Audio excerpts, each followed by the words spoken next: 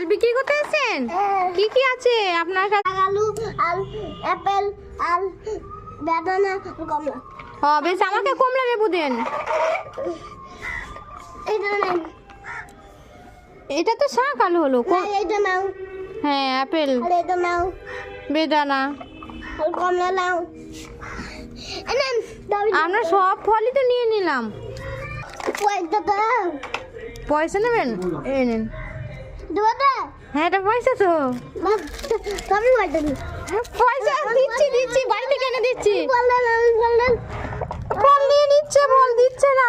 অনেক টাকা দিতে হবে। অনেক টাকা দিতে হবে? অল্প তো হচ্ছে না। না। ঠিক আছে, নেবো না, নিয়ে চলে যান।